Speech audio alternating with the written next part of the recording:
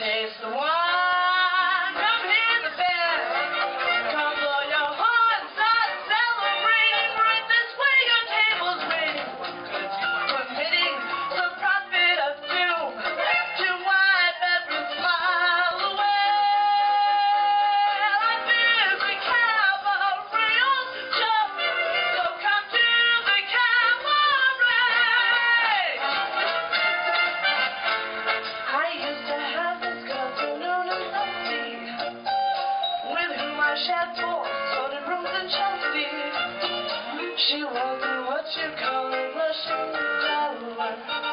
As a matter of fact, she rested